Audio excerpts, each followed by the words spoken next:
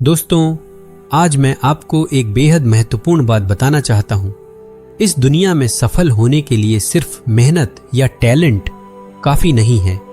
सफलता का असली राज है मानसिक मजबूती, भावनाओं पर कंट्रोल और समझदारी से काम लेना। हम अक्सर सोचते हैं कि अगर हम सबसे अच्छा करेंगे तो जीत जाएंगे, लेकिन जिंदगी में कई ऐसे मोड़ आते हैं जहां चतुराई और धैर्य से काम लेना ज्यादा जरूरी होता है। स्टोइक फिलॉसफी भी यही सिखाती है, विनम्र बनो, समय को समझो और दूसरों के व्यवहार को समझदारी से हैंडल करो। आज हम बात करेंगे रॉबर्ट ग्रीन की फेमस किताब द 48 लॉज ऑफ पावर के पहले नियम के बारे में। यह नियम है नेवर आउटशाइन द मास्टर, यानी कभी अपने गुरु से आगे निकलने की कोशिश मत करो। यह सिर्फ एक साधारण सलाह नहीं है, बल्कि जिंदगी की एक बहुत अहम रणनीति है। अगर आप सीख लेते हैं कि ताकतवर लोगों से कैसे पेश आना है, तो आपकी जिंदगी का सफ़र आसान हो जाएगा और तरक्की भी पक्की हो जाएगी। लेकिन इस दिलचस्प कहानी में खोने से पहले, अगर आपको मेरी बातें अच्छी लग रही हैं तो कृपया इस वीडियो को लाइक करना न भूलें, और अगर आप इस चैनल पर नए हैं तो अभी सब्सक्राइब बटन दबाकर हमारे परिवार का हिस्सा बन जाइए। साथ ही बेल आइकन को भी जरूर दबाएं ताकि अपनी वीडियो के जरिए आपकी ज़िंदगी बदलने में हम थोड़ा सहयोग कर सकें। चलिए मैं आपको एक छोटी सी कहानी सुनाता हूँ। इटली के एक छोटे से गांव में सीजर नाम का एक होनहार लड़का रहता था।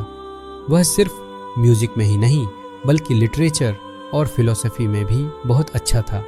लेकिन उसकी पहचान म्यूज़िक से थी, जहाँ उसका एक बहुत नामी गुरु था। गुरु का राज दरबार में काफ़ी रसूख था और सीजर ने उनके नीचे कई साल तक प्रैक्टिस की। एक दिन गुरु ने सीजर को एक गोल्डन चांस दिया राज दरबार में परफॉर्म करने का। सीजर के लिए यह एक बेहतरीन मौका था। राजा और दरबारियों के सामने अपना टैलेंट दिखाने का मौका मिला। सीजर ने पूरी लगन और जोश के साथ परफॉर्म किया। उसके म्यूजिक ने सबको मोह लिया। राजा ने खूब तारीफ की और दरबारी भी वाह वाह करने लगे। लेकिन इस पूरे माहौल में उसके गुरु की तारीफ पीछे रह गई। गुरु की आंखों में हल्की सी निराशा थी, जिसे सीजर ने नज़रअंदाज कर दिया। उसे लगा कि यह उसकी पर्सनल जीत है और सारा क्रेडिट उसने खुद ले लिया। कुछ टाइम बाद सीजर को फील होने लगा कि गुरु उससे दूरी बना रहे हैं। जिन नए मौक़ों की उम्मीद उसने की थी, वो धीरे धीरे उससे दूर होते जा रहे थे। दरबार में उसका नाम कम होने लगा। उसे समझ नहीं आया कि आखिर गलती कहाँ हुई। असल में सीजर ने गुरु के ईगो को हर्ट कर दिया था। गुरु ने उसे अब अपना शिष्य नहीं बल्कि एक कॉम्पिटिटर समझना शुरू कर दिया था। सीजर की चमक ने उसके गुरु की सेल्फ रेस्पेक्ट को ठेस पहुंचाई थी। उसने यह जता दिया था कि अब वह अपने गुरु से बेटर बन गया है, और यही उसकी सबसे बड़ी गलती थी। यहाँ स्टोइक फिलॉसफी का एक इम्पॉर्टेंट लेसन आता है।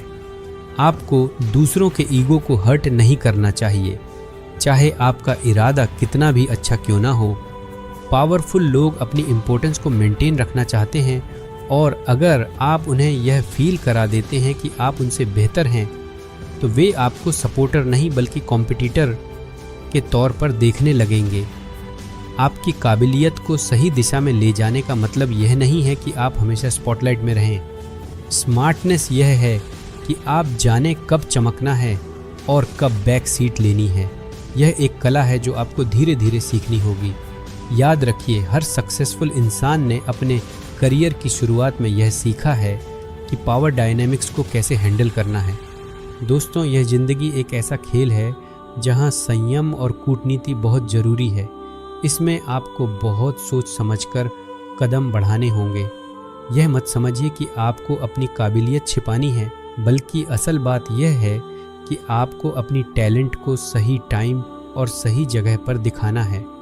अगर आप ऐसा करेंगे तो न सिर्फ मुश्किलों से बच पाएंगे, बल्कि पावरफुल लोगों की नज़र में भरोसेमंद भी बन जाएंगे। सिर्फ टैलेंट दिखाना काफ़ी नहीं है। कई बार दूसरों का ईगो हर्ट करना आपकी तरक्की में सबसे बड़ी रुकावट बन सकता है।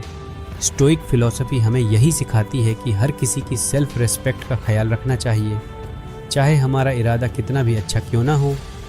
सक्सेस की असली चाबी सिर्फ आगे बढ़ने में नहीं है, बल्कि यह समझने में है कि कब चमकना है और कब पीछे हटना है। हर वक्त बेस्ट दिखना जरूरी नहीं है। कभी कभी सक्सेस के रास्ते में धीमी स्पीड, कंट्रोल और स्मार्ट स्ट्रेटेजी से काम लेना ही सबसे बड़ी विक्ट्री होती है।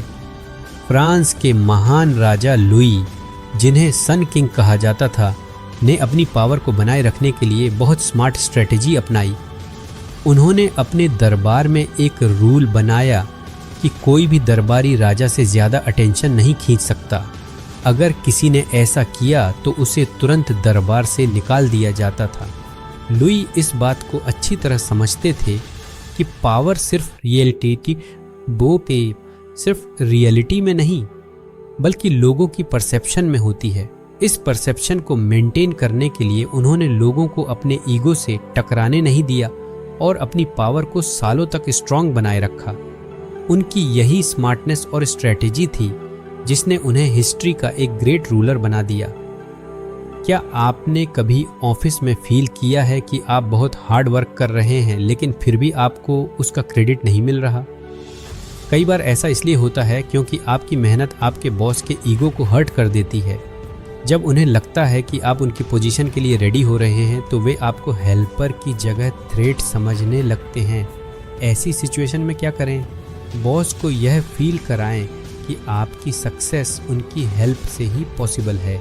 जब वे आपको अपना सपोर्टर समझेंगे तभी वे आपका साथ देंगे। पावरफुल लोगों के ईगो का रेस्पेक्ट करो, अपनी काबिलियत धीरे धीरे दिखाओ ताकि दूसरों को आपसे डर ना लगे। सक्सेस का क्रेडिट दूसरों को भी दो, इससे लोग आपके साथ बने रहेंगे। स्मार्टनेस और कंट्रोल से अपनी जर्नी को आगे बढ़ाओ। हार्ड वर्क से जीतना जरूरी है, लेकिन बिना स्ट्रेटेजी के जीत अधूरी रह जाती है। लाइफ में हर विक्ट्री सिर्फ फास्ट रनिंग से नहीं मिलती, बल्कि राइट टाइम पर स्टॉप करने और स्ट्रेटेजी से चलने से मिलती है। स्टोइक फिलॉसफी सिखाती है कि लाइफ में हर सिचुएशन पर हमारा कंट्रोल नहीं हो सकता, लेकिन हमारी रिएक्शन पर हमारा पूरा राइट है। आपकी जीत तभी परमानेंट होगी जब लोग आपकी सक्सेस में अपना कंट्रीब्यूशन फील करेंगे। रिलेशनशिप्स, करियर और लाइफ के हर एरिया में यह ध्यान रखना जरूरी है कि आपकी सक्सेस कभी किसी के लिए थ्रेट ना बने। कंट्रोल, समझदारी और राइट स्ट्रेटेजी के साथ चलना ही असली विक्ट्री है। इस दुनिया में जीतना सिर्फ पावर या टैलेंट की बात नहीं है। असली गेम ह्यूमन साइकोलॉजी और स्ट्रेटेजी का है। यह गेम हमें वही सिखाता है जो स्टोइक फिलॉसफी का मेन प्रिंसिपल है, स्मार्टली चलो लेकिन ईगो से दूर रहो। ऐसा ना हो कि आपका शाइनिंग टैलेंट ही आपकी डाउनफॉल का रीज़न बन जाए। दोस्तों, उम्मीद है कि आपको इस कहानी से कुछ सीखने को मिला होगा। ये कहानी आपको कैसी लगी हमें कमेंट बॉक्स में बताएं और अपने दोस्तों के साथ भी इसे ज़रूर शेयर करें ताकि वे भी इससे कुछ सीख सकें।